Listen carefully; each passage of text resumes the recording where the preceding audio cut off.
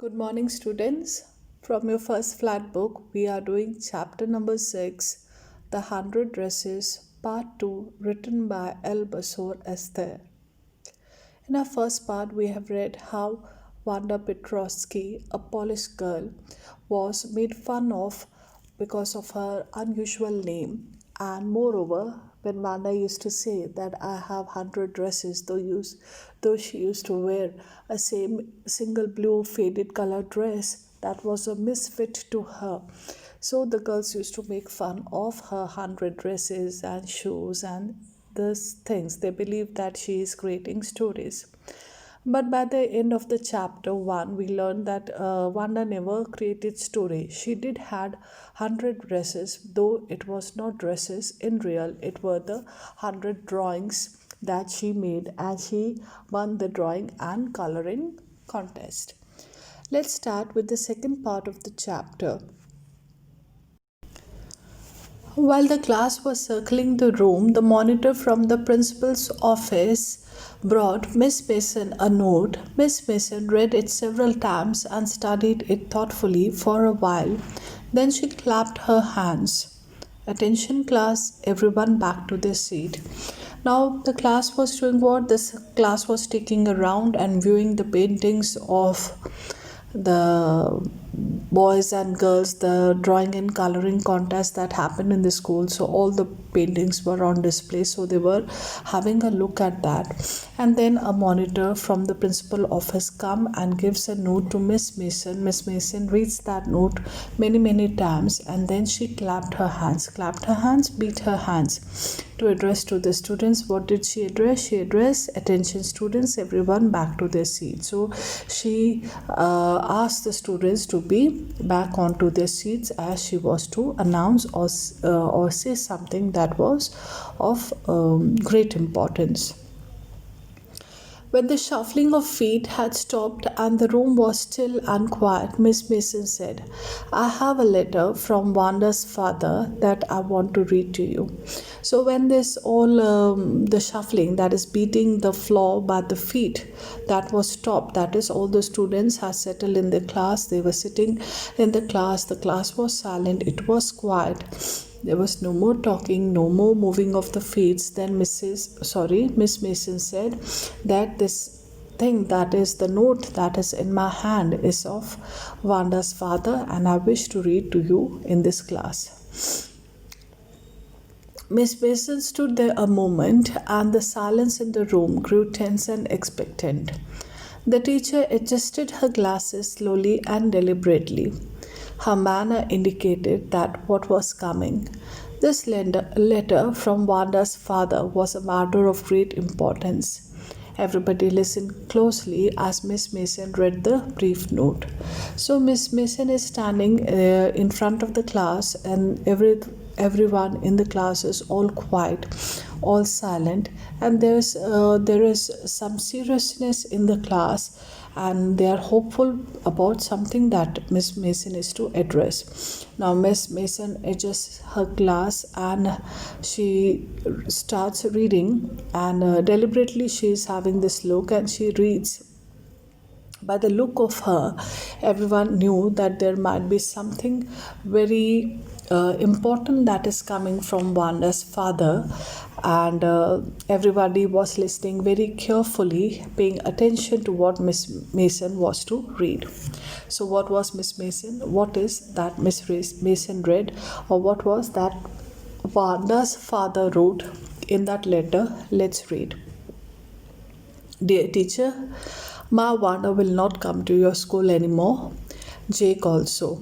Now we move away to big city. No more holler Polak. No more ask why funny name. Plenty of funny names in the big city. Yours truly, Jan Petronsky. So Wanda's father, Jan Petronsky, addresses in that letter that my daughter Wanda will not come to your school. Moreover, it's not just my daughter, her brother Jake will also not come to school as they are moving to the big city. And the students who used to tease them in the name of because of their funny name. They used to tease them, calling them Holo Polar. In city there are many funny names. It's a big city, a huge city, and in huge city, big city, nobody is anybody is least bothered about the names. So there are plenty of funny names over there. So he says that my daughter has heard many, she has been teased many a times on the name. Now in big city nobody is there to tease her. So this letter actually shows a great amount of sorrow that the father has for the system, or maybe a class or students, how they used to tease Wanda. A deep silence met the reading of this letter. Miss Mason took off her glasses, blew on them, and wiped them on her soft white handkerchief. Then she put them on again and I looked at the class. When she spoke, her voice was very low. So when the class heard this, there was complete silence, and Miss Mason took her glass and she cleans those glass. She wipes those glass with her handkerchief. She again places them, and she looks at the class and her voice is quite low. I'm sure that none of the boys and girls in room 13 would purposely and deliberately hurt anyone's feelings because his or her name happened to be long and unfamiliar one. So Miss Mason talks to the class, that is room 13, and she says that I hope that intentionally you have not tried to hurt Wanda's feelings or anybody else's feeling because of the name that the person is having. That name can be a long one, that name can be an unusual one. So I hope you have not used or purposely or on a planned manner you have tried to hurt the feelings of anyone in this class. I prefer to think that what was said in thoughtlessness. I know that all of you feel the way I do, that this is a very unfortunate thing to have happened, unfortunate and sad, both. And I want you all to think about it. So the teacher, Miss Mason, says, after reading through that letter from Wanda's father, Jen Petronsky, she says to the class that if I would believe my class of room number 13, and if by chance you have said anything, you have said it thoughtlessness, means carelessness, you have said that. And now I want that you think seriously about things. Seriously about what? Seriously that you're not going to make fun of the person in its name, an unusual name, or about the dressing or anything. And she also added that it was very unfortunate to lose a child like Wanda, who's very good, who has a different perception in life. So she says, considering the drawing, the 100 drawings she has done, so Miss feels that the teacher feels that it is very unfortunate and sad that both the brother and sister have left our school. The first period was a study period. Maddie tried to prepare her lessons, but she could not put her mind on her work. Now, Maddie was very disturbed with this news. The first period was a study period, everyone was to study, and some lesson was given to the students, but then Mary was not able to concentrate. She was disturbed with the idea that Wanda had left, and she had a very sick feeling in the bottom of her stomach. True, she had not enjoyed listening to Peggy ask Wanda how many dresses she had in her closet, but she had said nothing. Now she was not feeling happy about Wanda leaving the school, and moreover she felt guilty that many a time Peggy had made fun of Wanda about her dress, about an unusual name. But then Maddie did not stand for Wanda, or Maddie did not try to even stop Peggy from doing so. She had stood by silently, and that was just as bad as what Peggy has done. So, Peggy obviously did make fun of Wanda about her dresses, about her shoes, about her name, and she felt that she was equally wrong in being quiet about all the things, all the mistreatment done to Wanda. She should have stood by Wanda, or she should have at least had a word with Peggy not to trouble the girl. And she felt that as Peggy was wrong, she was equally wrong in her behavior, in her outlook. Worse, she felt that she was more worse than Peggy. She was a coward, at least. Peggy hadn't considered they were being mean, but Maddie, had thought they were doing wrong. She could have put herself in Wanda's shoes. So Maddie thinks of herself that she's a coward. She did not had a daring to talk to her best friend. She did not had a daring to put right in front of best friend. She did not had a daring to talk to Peggy that she was at wrong. So she feels that she's a coward, and then she thinks about Peggy, that at least Peggy was very sure that they were mean. She was not happy of the idea Wanda announcing about 100 dresses, because Peggy felt that she was lying.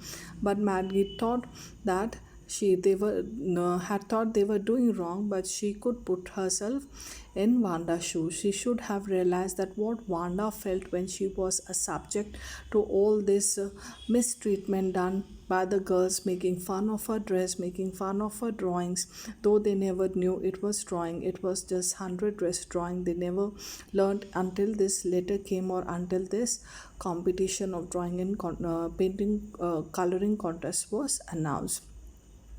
So Maddie feels that she was coward, and she never tried to put herself in Wanda's shoes, realizing that how bad she might have felt that when the classmates were making fun of her unusual name, about her misfit clothes, about her announcing that she has 100 dresses. So she was feeling very guilty and not able to concentrate in her class.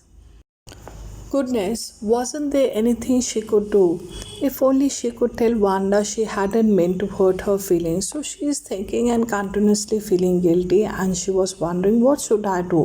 What could I have done? At least I should have gone to Wanda and said that I'm not willing to hurt your feelings. I'm not part of this dirty game of trying to tease you with your 100 dresses or shoes or your name. She turned around and stole a glance at Peggy, but Peggy did not look up.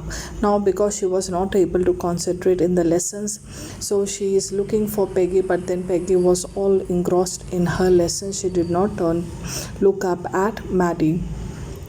She seemed to be studying hard, so Peggy was busy studying. Well, whether Peggy felt bad or not, Maddie, had to do something. She had to find something. She had to find Wanda Petronsky. So she was wondering whether Peggy is guilty or not, or whether she's feeling bad of Wanda leaving the school. But Maddie need to do that. She herself need to do something, and she was thinking that it would be better I should look for Wanda.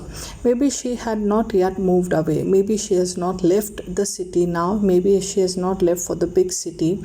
Maybe Peggy would climb the heights with her, and they would tell Wanda she had won the contest, that they thought she was smart and the 100 dresses were beautiful. So she's planning, she's wondering that if Wanda had not left city, maybe she and Peggy would go to Bogging Heights and talk to Wanda and tell that she was very good. She is the one who has won the contest. She is a smart girl, and the 100 dresses she has made are beautiful, and that they have faith that yes, Wanda does have 100 dresses all lined up in her closet along with her shoes that she talks of, that they have faith and they are sorry for their mistreatment to her.